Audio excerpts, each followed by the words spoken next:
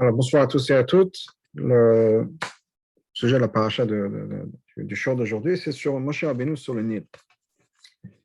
Et il y a des choses intéressantes dans la paracha. Et on va commencer avec un pasuk qui nous dit que Yocheved avait mis Moshe sur Asfat Anaa. C'est marqué que donc, quand on a mis le bébé, Moshe Rabbeinu, dans ce panier, le panier était mis pas dans le fleuve même, mais elle était mise sur le côté du fleuve, sur la rive du fleuve, comme le Targum nous dit, pas dans le fleuve, mais vraiment sur le côté, sur la partie qui est de la terre sèche, en fait, du fleuve. Et c'est là qu'on a fait ça. Et la raison pour laquelle Cheved, Myriam, qui était là à côté, ont fait ça, c'est parce que le fleuve lui-même, le Nil, comme on sait, c'était l'Avodazara d'Égypte. Et on n'a pas le droit de se servir de l'Avodazara pour, comment dire, pour pouvoir se sauver. Pour pouvoir sauver sa vie, on n'a pas le droit de se servir d'une Avodazara. Et donc, c'est la raison pour laquelle, pour ne pas se servir de l'Avodazara qui est le Nil, Yocheved a mis le panier avec donc Moshe, pas dans le Nil même, mais sur le côté. Juste pour résumer l'histoire très brièvement de quoi il s'agit, au cas où, on sait que donc Moshe Rabbeinu est né, il y avait à ce moment-là une Xéra. Le jour en particulier où Moshe Rabbeinu est né, une Xéra a commencé, qui est qu'il fallait tuer tous les garçons juifs. Pendant, bien sûr, toute la période de l'esclavage, il y a eu des Xéras difficiles, etc. Mais Paro leur avait demandé comment ça s'appelle, aux infirmières, aux sages-femmes juives, de tuer tous les garçons. La raison pour laquelle Paro a voulu faire ça, c'est parce que les astrologues égyptiens ont vu qu'il va y avoir un enfant juif qui va être né à cette période-là et qui va sauver le peuple juif, libérer le peuple juif. Et bien sûr, Paro n'était pas intéressé que le peuple juif soit libéré. Il voulait au contraire que tout le monde reste là-bas sous son esclavage. Donc, il y a eu ça.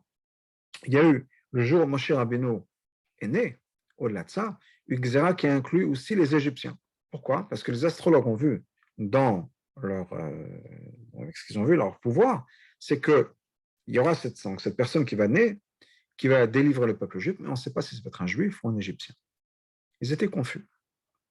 Alors, bien sûr, la raison pour laquelle ils étaient confus, c'est parce qu'en fait, Moshe Rabbeinu était un peu les deux. Il était bien sûr juif, mais il a grandi, il était éduqué en tant qu'égyptien dans la maison de Paro par la fille de Paro. Donc, il y avait un peu de deux. Mais une chose, il le savait aussi, en tout cas, à part le fait qu'effectivement, il y a un jour particulier où Moshe va être né, et donc il fallait tuer tous les garçons juifs égyptiens aussi, c'est que ce sauveteur du peuple juif va être puni par l'eau. Et donc, la xéra de Pharaon de jeter tous les garçons dans le Nil pour accomplir cette prophétie. Cette prophétie, enfin cette vision, ce n'est pas une prophétie, cette vision qu'ils ont eue, donc de pouvoir se débarrasser de ce libérateur du peuple juif par l'eau. Alors bien sûr, ce décret a tenu le temps. Pendant 3 mois, Yocheved a pu cacher la naissance de son garçon. Les Égyptiens faisaient le tour, ils avaient plus ou moins des registres de qui devait accoucher. Yocheved avait donné naissance à l'avance, au 7e mois, le 9e, donc c'est eu 7, 8 et 9, et elle a pu garder Moshe Rabbeinu secret pendant 3 mois. Mais au moment où la grossesse devait être finie, les Égyptiens allaient faire le tour, allaient voir ce qui se passe, si elle a donné naissance ou pas.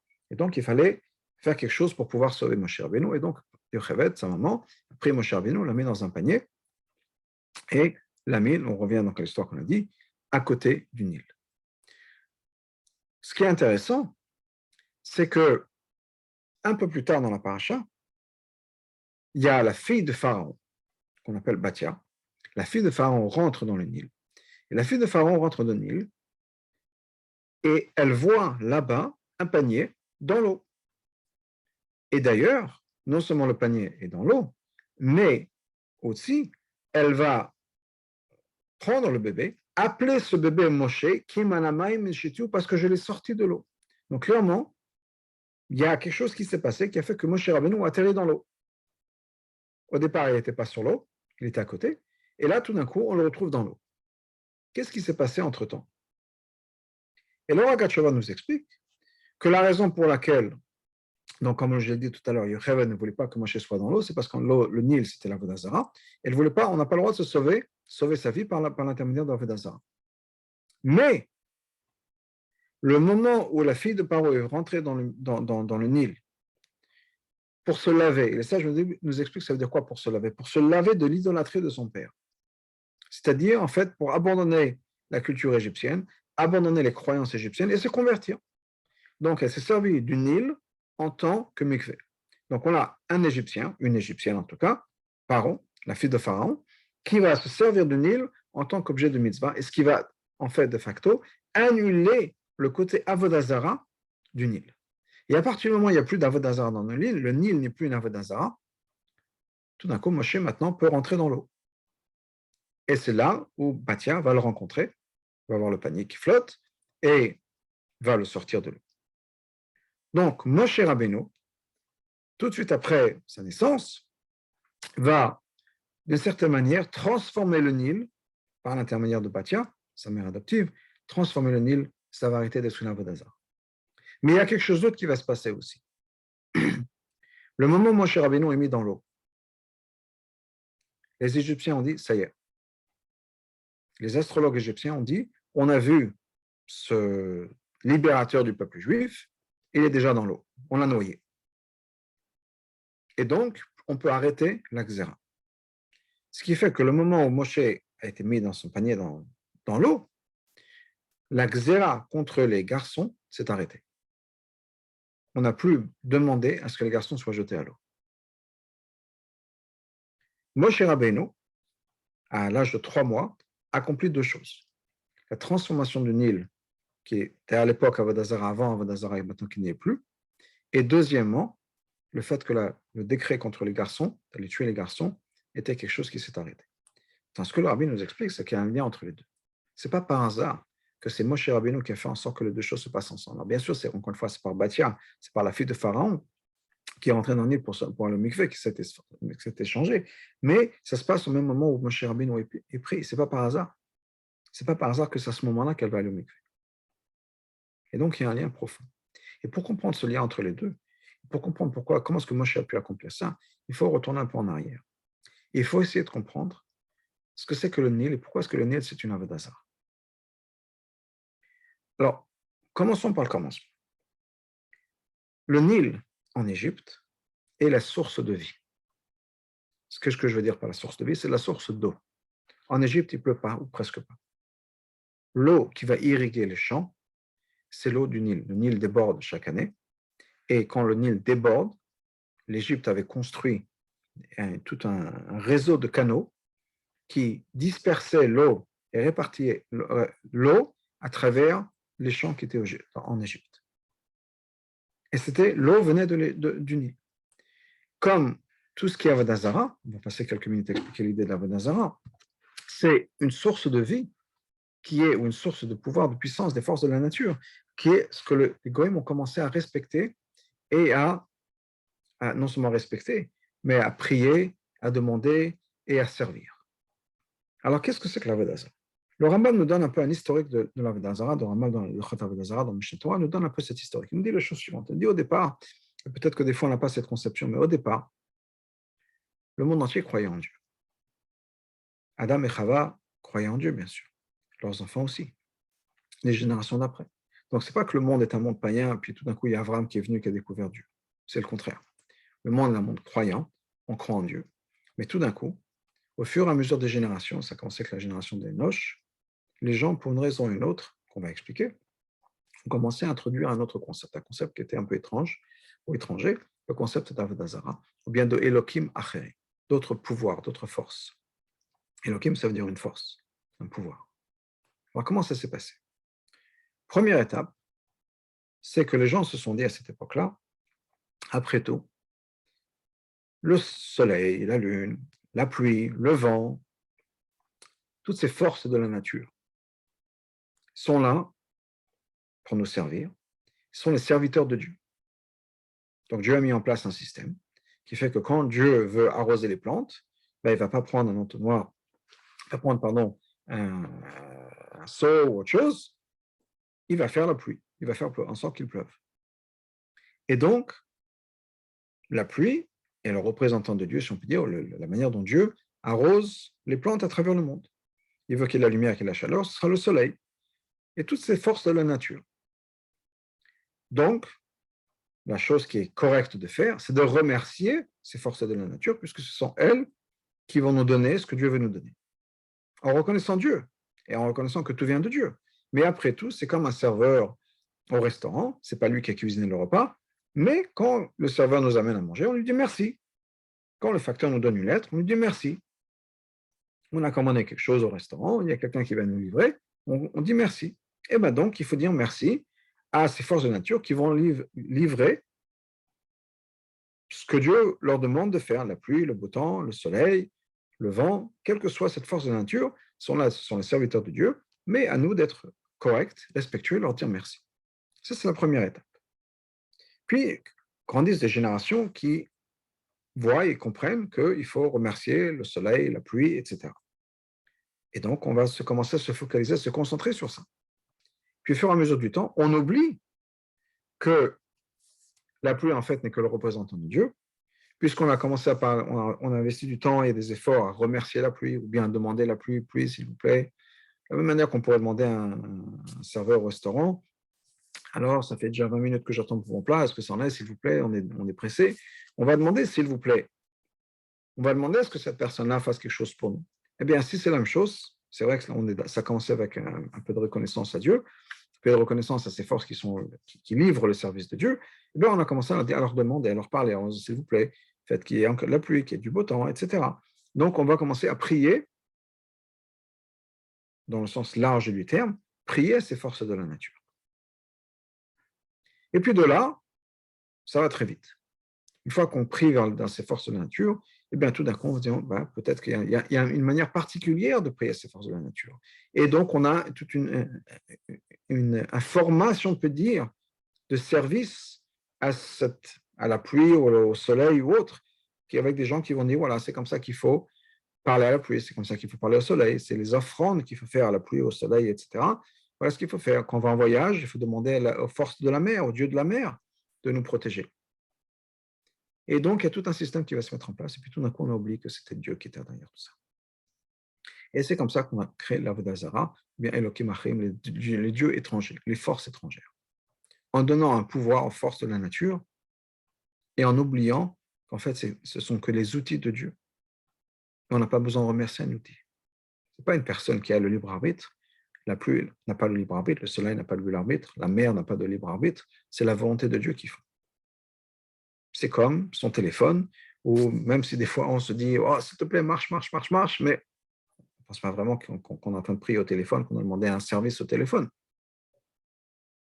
Quand on dit marche, s'il te plaît, j'espère que ça va marcher, on espère que ça marche, mais ce n'est pas qu'on prie au téléphone. Le téléphone, c'est un outil, c'est un objet, c'est une machine qui a un certain rôle à jouer, c'est tout.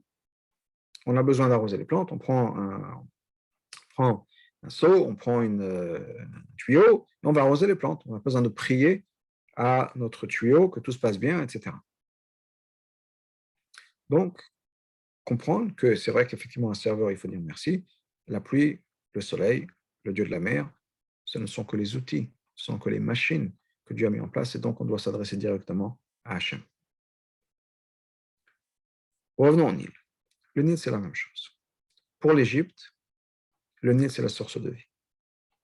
Et donc, peut-être qu'il y a un moment, les Égyptiens se disaient, c'est Dieu qui est responsable de tout ça, c'est Hachem qui est responsable du Nil. Mais en tout cas, au moment où on arrive à notre histoire, c'est le Nil qui est la source de vie, c'est le Nil qui est la Avodah Zarah, dans le sens où les gens voient dans le Nil un Dieu. Avec tout le respect qu'on doit à un Dieu, tout le respect et les demandes, etc. Donc, c'est devenu la Avodah Zarah. Et le peuple juif qui vit dans cet environnement est d'une certaine manière aussi influencé par ça. On sait, ça je dis, comment la sortie d'Égypte, les juifs et les non-juifs, l'Avdil, les deux faisaient Avodah Zarah. Parce qu'il y a eu cette influence. Et l'exil et les souffrances de l'exil en Égypte ont vraiment commencé une fois que Yaakov et toute génération, Yaakov, Yosef, toute génération a disparu, la génération des frères, la génération des Shvatim a disparu. Parce que tant qu'il y avait Yaakov, il n'y avait pas d'Avodah Zarah. Pour une raison très simple, c'est que Yaakov n'était pas capable, bien sûr, de faire la Avodah Zarah. Mais en plus de ça, l'expérience qu'on a vivant en Israël est une expérience complètement différente. Si vous savez, j'ai dit tout à l'heure qu'en Égypte, il ne pleut presque pas. La manière dont les champs sont arrosés, c'est par le Nil qui déborde, et ça se passe de manière régulière tous les ans. On sait exactement comment ça va se passer, quand ça va se passer, etc. Le Nil déborde, ça arrose, ça irrigue toute l'Égypte, etc. En Israël, on dépend de la pluie. On dépend de la pluie, ça veut dire quoi? C'est-à-dire qu'on est obligé de regarder vers le ciel en disant Hachem, envoie-nous la pluie. Et on ne sait jamais quand ça va tomber. Il n'y a pas une date précise, tous les jours, voilà, ça tombe. Il y a une saison des pluies, bien sûr, pendant l'hiver. Mais on est obligé de prier Hachem tous les jours. Il n'y a pas de date quand la pluie va tomber. On ne sait pas quand ça va tomber, combien ça va tomber. On prie Hachem. Il faut prier. On ne peut jamais imaginer que c'est quelque chose qui est automatique. Voilà, il y a les forces de la nature qui font que, et c'est automatique, ça roule tout seul. Jamais. Seou, Marom, Enechem. Regardez, levez vos yeux vers le haut, qui sont les initiales du mot de Shema. Shema Israël Hashem. Quand on vit en Israël, quand on a cette expérience en Israël, on est automatiquement obligé de reconnaître la présence de Dieu et l'influence que Dieu a dans notre vie. Il n'y a pas d'avodah zarah en se disant, oui, il y a des forces de la nature, il y a un système que Hachem a mis en place, et ça roule. Pas en Israël. En Israël, la vie en Israël est basée sur Hachem. Yaakov, bien sûr, étant le tzaddik qu'il était, que ce soit en Israël ou en Égypte, il n'y a pas de différence. Mais quand on a cette expérience de Yaakov, l'expérience des Shvatim, l'expérience de ces gens, de toute cette génération qui a vécu en Israël, ils ne vont pas se laisser avoir, ils ne vont pas tomber dans le panneau en se disant c'est le Nil qui est la source de vie. Bien sûr que non, c'est Hachem. Même si Hachem décide d'envoyer l'eau en Égypte par l'intermédiaire du Nil, et c'est Hachem qui est derrière tout ça. Il n'y a pas de concept d'Avodah Zarah. Ça n'est pas possible. Automatiquement, on lève les yeux vers le ciel. Il y avait une histoire qui était racontée dans des rabbins sur les Juifs d'Israël. Il raconte la chose suivante. Il y avait une fois en Israël un Juif très simple qui savait à peine prier. Et il avait fait un accord avec le Rav de la ville. Lui, il habitait dans une ferme, dans un village, loin un peu de tout le monde. Et il avait fait un accord avec le Rav de la ville. Il venait chaque dimanche matin. Et le Rav lui donnait toutes les instructions pour faire la tefila de la semaine. Si c'était Rosh Chodesh, s'il y avait un Yom Tov, s'il y avait un jour où on dit pas Tachanoun, etc. Donc chaque semaine, dimanche matin, le Rav lui donnait les instructions. Ce juif venait dans la ville, allait voir le Rav, et il avait les instructions pour la semaine. Un jour, il arrive dans la ville, et c'est désert. Personne. Les marchés sont fermés, il n'y a personne dans les rues. Et qu'est-ce qui se passe? Peut-être que c'est un Yom Tov et que le Rav ne m'a pas dit. Et si c'est un Yom Tov, moi je suis venu en charrette, quelle histoire, quand j'étais Mechalel Yom Tov, il ne sait pas quoi faire, il décide d'aller voir la synagogue, qu'est-ce qui se passe? Il rentre dans la synagogue est remplie, bondée de monde, en train de prier. Et oh là là, c'est sûr que c'est Yom Tov. Qu'est-ce que j'ai fait? Et il se précipite vers le Rav, qui est bien sûr au devant de la choule. Et Rav, qu'est-ce que vous m'avez fait? Qu'est-ce que vous m'avez fait? Comment est-ce que vous avez pu me faire une chose pareille? Le Rav regarde, de quoi tu parles? Qu'est-ce qui se passe? Il dit, oui, aujourd'hui c'est Yom Tov, et vous ne m'avez pas dit, tout le monde à la choule, et moi est en train de prier, et moi je suis venu avec ma charrette. Comment est-ce qu'à cause de vous, comment est-ce que vous avez pu me faire une chose pareille? Etc. Alors il dit, calme-toi, c'est pas Yom Tov aujourd'hui, t'inquiète pas. T'inquiète pas, c'est pas Yom Tov. Mais ok, c'est quoi cette histoire? Pourquoi est-ce que tout le monde est à la choule? Il a dit, aujourd'hui, on a fait un jour de jeûne. Un jour de jeûne, mais pourquoi vous ne m'avez pas dit? Moi, j'ai pris mon petit déjeuner le matin. Pourquoi vous ne m'avez pas dit? Alors, il a dit, ce n'est pas un jour de jeûne qui fait partie des jeûnes qui sont obligés. Il n'y a pas de pluie qui est tombée pendant quelque temps. On a décidé de faire un jour de jeûne. Là, ce monsieur, ce paysan le regarde, il dit, un jour de jeûne, quand il n'y a pas de pluie, je ne vous comprends pas. Quel rapport? Alors, ce Rav l'explique, voilà, quand il n'y a pas de pluie, on est censé jeûner, c'est le dit dans la Mishnah, dans la Gemara, dans la Lacha. Il y a certains jeûnes, on attend certaines dates, et s'il n'y a pas de pluie à certaines dates, il y a certains jeûnes qui se mettent en place, il y a tout un système qui est décrit dans la Mishnah, dans Ta'anit. Et il regarde, mais je ne comprends pas. Quand il n'y a pas de pluie, pourquoi il faut jeûner? Alors il dit, mais qu'est-ce que toi tu fais quand tu n'as pas de pluie? Je dis, quand moi, il n'y a pas de pluie chez moi, je sors dans mon champ, je lève mes yeux vers le ciel, je dis, Hachem, notre Père qui est au ciel, tes enfants ont besoin de pluie, on a besoin de manger, envoie-nous de la pluie.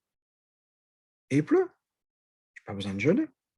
Le Rav le regarde, et c'est ce que tu fais, sors tout de suite dehors et fais la même chose. Ce monsieur est sorti de la choule, il se tourne vers Hachem, il dit Hachem, regarde comme tes enfants sont malheureux. Ils jeûnent parce qu'ils ont besoin de pluie pour pouvoir avoir de quoi manger, etc. S'il te plaît, Hachem, envoie-leur la pluie. Et il s'est mis à pleuvoir. Parce qu'en Israël, on est obligé de lever les yeux vers le ciel, quoi qu'il arrive, que ce soit par un jeûne, que ce soit juste par une prière sincère qui vient du cœur d'une personne comme ça, d'un juif comme ça.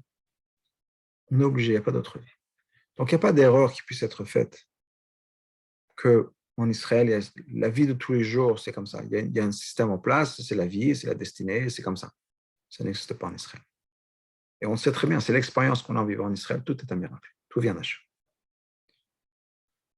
Yaakov descend en Égypte. Bien sûr qu'il a toujours la même vie, toujours aussi connecté à Hachem. Ses enfants, Yosef, Shvatim, qui ont eu la même expérience en Israël, qui ont grandi chez Yaakov, il y a toujours cette même expérience, cette même connexion avec Hachem. Génération d'après, encore une fois, les petits-enfants de Yaakov, ils ont toujours vu Yaakov, il y a ça. Mais une fois que ces générations disparaissent, il y a des enfants qui sont nés en Égypte. Il y a des enfants que la seule culture qu'ils ont connue, c'est la culture égyptienne. La seule manière dont ils savent qu'on peut arroser les champs, c'est par le Nil. C'est ce système régulier qu'on peut, on sait exactement comment ça va se passer, quelle date ça va se passer, etc. Voilà ce qui se passe. On n'a pas besoin de lever ses yeux en Égypte. En Égypte, il n'y a pas besoin de tout ça. En Égypte, on attend le calendrier, la date arrive, et c'est le jour où il y aura le Nil qui va déborder, et comme ça. Donc, pour cette génération-là, cette nouvelle génération, et eux, ils sont tombés un peu dans le panneau de la Vodazara. En se disant, effectivement, il est possible que ce soit Hachem qui a créé le monde, mais après il s'est retiré, il s'est mis de côté. Comme le pasteur nous dit, Azav Hachem et Haaretz. Dieu a abandonné la terre. Bien sûr qu'il faut un créateur, rien n'existe, rien ne se crée tout seul. Une fois qu'il a créé, ça roule tout seul. Hachem a mis un système en place, c'est tout. C'est le machal de l'horloger qui nous est donné, qui nous dit, voilà, quand un horloger crée une horloge, il met ça en place, il n'a pas besoin d'être là. Ça fonctionne. Pourquoi est-ce que Hachem a besoin d'être constamment investi? Donc, bien sûr, dans le Moazaken, dont on explique la différence, c'est que l'horloger n'a rien créé. Il a juste mis en place des choses qui existaient déjà avant lui, que ce soit du bois, du métal, du plastique, etc. Tout ça, ça existe. L'horloger ne crée rien, il va juste le transformer dans le sens, il prend le même bois, le même truc, chose qui était là avant, et il le transforme. Il n'a pas créé la matière. Donc Hachem a créé la matière, pour ça, il a besoin d'être constamment présent. Mais sans rentrer dans les détails de ça, l'explication, mais le fait est que il peut y avoir une culture qui nous dit que le monde suit son cours. Hachem a mis en place un système qui marche très bien. Hachem savait ce qu'il faisait. Donc il y a ce système qui est en place et on n'a pas besoin de s'inquiéter, on n'a pas besoin de prier Hachem. Ça roule tout seul. Tout est écrit dans les étoiles, tout a sa destinée et c'est comme ça. Hachem n'est pas impliqué. Soit la sortie d'Égypte, c'est justement cette transformation. De voir le monde de manière différente. Et ça commence avec Moshe. Parce que Moshe, c'est ce qu'on appelle le Raya Memna. Raya Memna, on traduit souvent ça comme le berger fidèle. Mais ce n'est pas juste le berger fidèle aussi. C'est le berger de la fidélité, ou bien le berger de la Emouna. Ça veut dire quoi le berger de la Emouna? Ça veut dire que Moshe nourrit la Emouna. C'est ce que le berger fait. Le berger nourrit son troupeau. Eh bien, Moshe nourrit la Emouna. Ça veut dire quoi de nourrir la Emouna? On a tous la Emouna. Chaque juif a la Emouna. On est maminim, bnei maminim, comme le Avraham Fri nous dit. On est tous des croyants, fils de croyants. Ça ne vient pas de la chanson, mais ça vient d'avant, ça vient de Chazal. On a tous la Emouna. Mais des fois, cette Emouna, ce n'est pas comme la nourriture. Ça veut dire quoi la nourriture? La nourriture, c'est quelque chose qu'on mange, qui maintenant va faire partie de nous-mêmes. Quand on mange, ça fait partie de notre corps. Nos cellules, notre corps est créé par la nourriture qu'on mange. Donc, Moshe Rabbeinu va faire en sorte que la Emouna qu'on a soit une Emouna qui soit mangée, si on peut dire, qui va faire partie intégrale de nous-mêmes. Pas quelque chose de superficiel.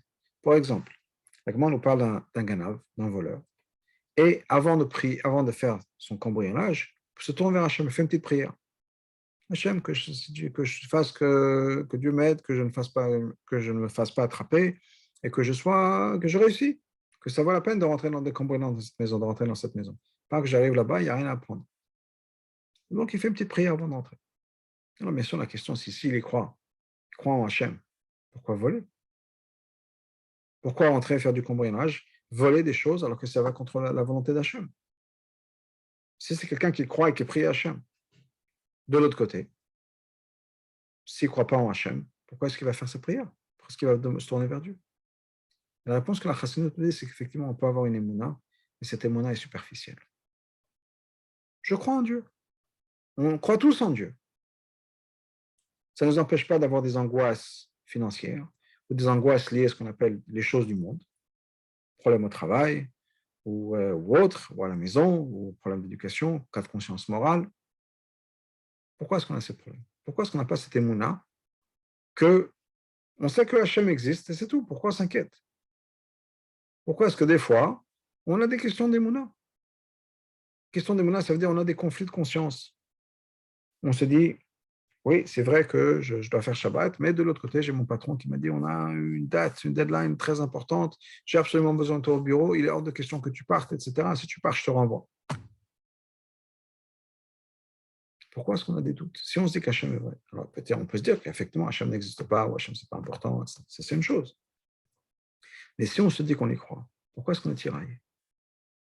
Pourquoi est-ce qu'il y a des fois, on est gêné de dire comment est-ce que je veux dire, quand on fait chouva ou autre chose, à mes amis, que maintenant je mange comme dans un restaurant cachère ou comme ça? Pourquoi est-ce qu'on a cette émouna, mais des fois, c'est notre travail? Pourquoi est-ce qu'on a peur d'être vrai avec nous-mêmes au risque de perdre un emploi? Parce que notre émouna, elle n'est pas toujours à 100%. Et c'est pour ça qu'on pense qu'il y a d'autres choses qui ont un certain point sur nous. Des fois, on fait des excès de vitesse et on est arrêté par un agent de police et on a le cœur qui bat un petit peu. Pourquoi? Si on, est si on a une émouna à 100%, on est dans les mains d'Hachem, il n'y a pas besoin de s'inquiéter. Pourquoi, quand on a un rendez-vous pour un travail, on se fait des angoisses? Pourquoi d'autres choses? On essaie de trouver dans le business, chacun en fonction de sa part dans ça, chacun les problèmes qu'on puisse avoir. Pourquoi est-ce que de temps en temps, pourquoi est-ce qu'on s'angoisse? Pourquoi est-ce que des fois on est déchiré? Parce que notre émouna n'est pas à 100%. Elle est là et on le dit, mais il y a d'autres choses qui sont aussi là aussi. Et pas que la émouna. Il y a d'autres réalités.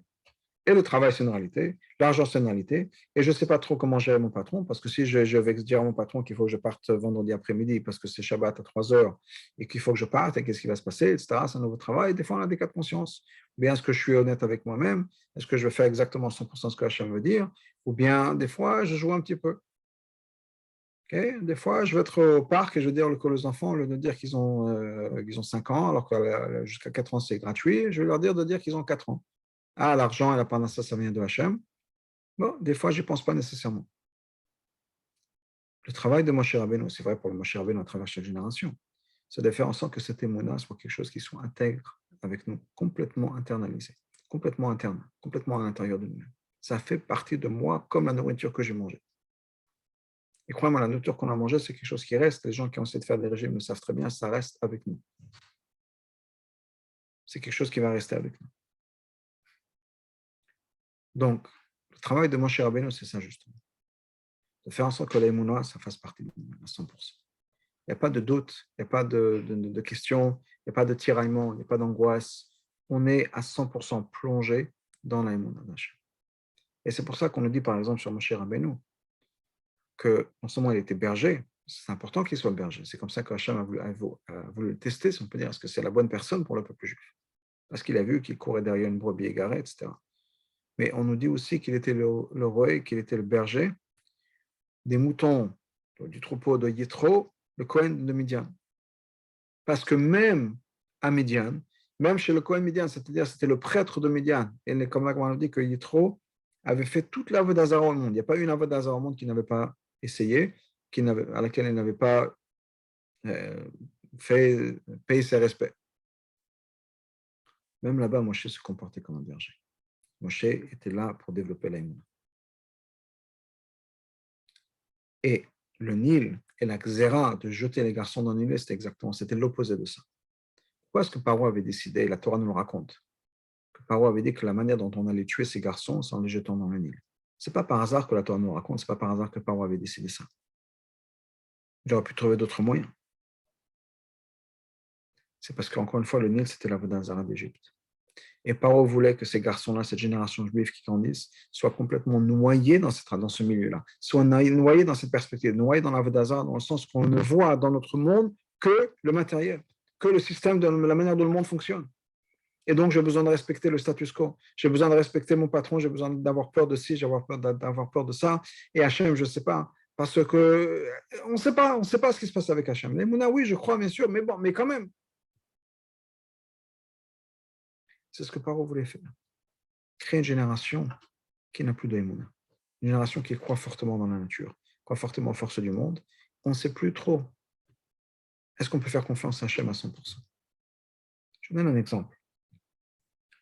D'Emouna, mais il y a tellement d'histoires avec les rabbins, etc. Mais un exemple qui rentre en tête d'un chassid, de l'Emouna d'un chassid. Vous avez certainement entendu parler du Rav Mendel Futterfass, qui est un mashpia, quelqu'un qui a vécu les années d'exil, les années de goulag en Russie, en Sibérie, etc. Et il a passé de nombreuses années dans les camps de travaux forcés en Sibérie.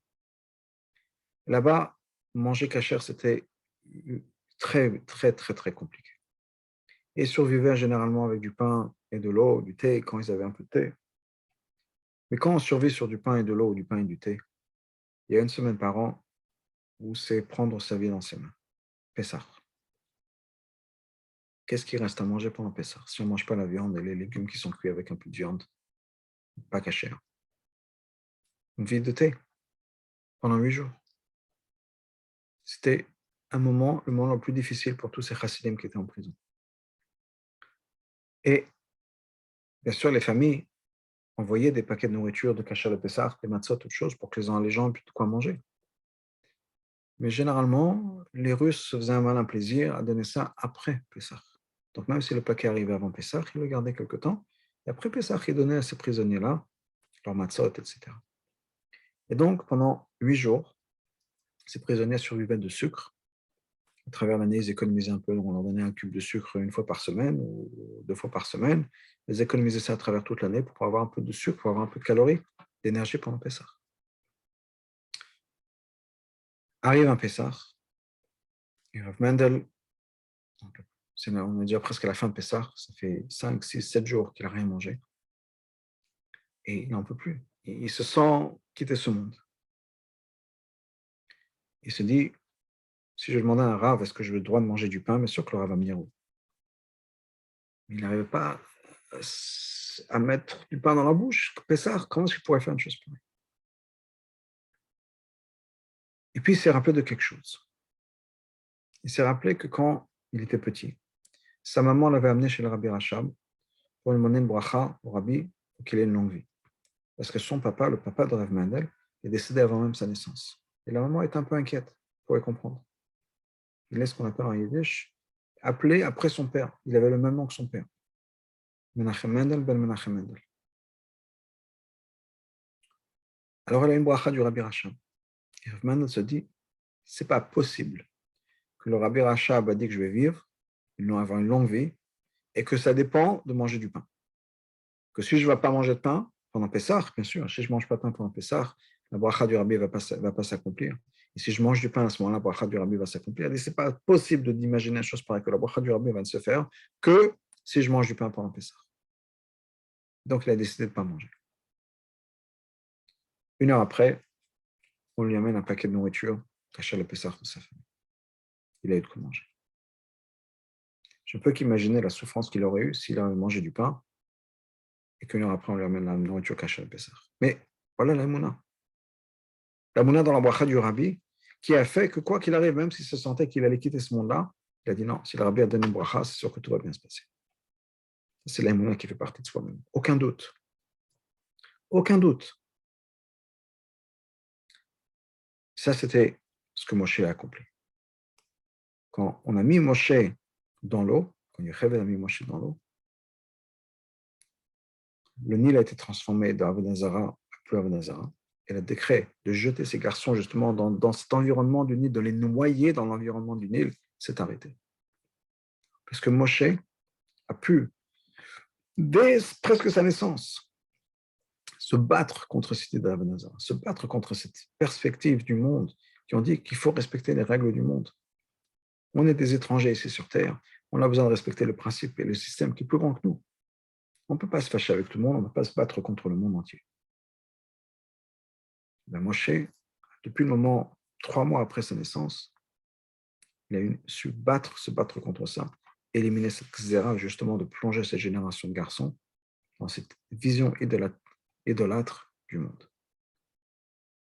Le rabbi conclut cette sikha en disant qu'il y a une leçon pour nous tous. On a tous ces étapes dans la vie. Il y a l'étape où on est en Israël, on est dans la Terre Sainte. Alors bien sûr qu'on est comme Yaakov, bien sûr que Dieu est évident. Il y a une étape, on est comme les Shvatim. C'est bien sûr, on est sous l'impression de Yaakov, on est sous cette influence, mais c'est moins évident. Et puis il y a une étape après, on vit dans un environnement qui n'a pas du tout l'air de fonctionner comme la Terre Sainte. Et là, on peut se poser la question à savoir est-ce qu'il faut respecter ce système, ou est-ce qu'on peut le bousculer un peu. C'est quoi ces étapes-là? Alors, il y a des étapes dans la vie. Les étapes qu'on a à l'école, qu'on est encore un peu dans ce cocon, dans cette pépinière, si on peut dire, qui est l'école, la yeshiva, le séminaire, où on est protégé dans un monde saint, où il n'y a que Dieu, un homme, il va d'autre. Puis, il y a l'étape kollel, après le mariage, où là, on pense déjà au monde. Et puis après, il y a l'étape où on part au travail. Là, tout d'un coup, on a l'impression qu'on ne vit plus dans le même monde que le monde de la Torah. Il y a des gens qui veulent voler, il y a des gens qui veulent profiter de nous, il y a des gens qui veulent nous arnaquer, il y a des gens, des fois, on nous demande d'être malhonnête. Des fois, on est mis dans des circonstances, on ne sait pas trop comment gérer les choses. Et encore une fois, on a des choix à faire. Ça, c'est le moment où on est en Égypte. Mais c'est là qu'on peut vraiment faire la différence. Et comment est-ce qu'on peut faire la différence? Par l'intermédiaire de Moshe Rabbeinu. Quand on étudie la Torah, quand on est plongé dans l'enseignement de Moshe Rabbeinu, on développe cette émouna. Donc, on a des moments dans la journée aussi. On a le moment de la tfila. La tfila, on est complètement battel à Hachem. C'est comme si on vivait dans la Terre Sainte. Hachem est évident. On a ce bitul de l'amida, Hachem Elokeinu, Hachem Echad, en chemin. Il n'y a que Dieu qui existe, Dieu est un. On n'a pas de questions. Quand on est en train de faire la prière, on est complètement un avec Hachem. On ne se pose pas de questions, il n'y a pas d'inquiétude. Après la tfila, on va étudier la Torah. Alors la Torah, c'est un peu différent. C'est cette période comme les Shvatim. Dans le sens où, oui, Hachem est évident, etc. Et ce n'est pas moi qui l'ai vu. Là, la Torah parle de choses humaines, d'argent, de nourriture. Alors, on est sous l'influence de la tfila, ce qui fait qu'on a un certain bitoul, on a une certaine appréciation du divin quand on étudie la Torah. On ne fait pas juste tam d'alachot, on comprend que c'est la Torah d'Hachem. Mais déjà, on parle de choses qui sont des choses du business, on parle de nourriture, on parle d'autres choses comme ça. Après, on va au travail. Là, on peut se poser la question, je suis là de 9h à 5h, entouré dans un monde qui n'est pas nécessairement un monde de Torah, un monde qui n'a aucune valeur, etc. On peut vivre ça, on peut dépasser ça et on peut ne pas être influencé quand on laisse Moshe à l'intérieur de nous se parler et quand on laisse le Rabbi parler, quel Moshe pour la génération. Donc, quand on est rattaché au Rabbi, aux enseignements du Rabbi, aux Sichot, au Mamarim, etc. Et quand on a cet émouna à l'intérieur de nous, il n'y a rien qui peut nous arrêter. Et on n'a pas besoin d'avoir peur. Hachem a fait en sorte que ce soit comme ça. C'est un processus normal. Yaakov est venu en Égypte, ensuite les Shvatim, avec les Shvatim, ensuite la génération qui grandit en Égypte. C'est comme ça qu'Hachem a fait en sorte que le monde continue. On n'a pas besoin de s'inquiéter. C'est normal. Il faut juste être fort, être en contact avec le Moshe à l'intérieur de nous, et Bezrat Hachem, être Mokouchar Messur Rabbi, qui est le Moshe de la génération, Bezrat Hachem par l'intermédiaire de l'étude de la Torah, des enseignements du Rabbi, on va pouvoir finir le travail qu'on a fini en Galout et amener le Mashiach et la Géoula très très prochainement. Merci beaucoup et bonne soirée.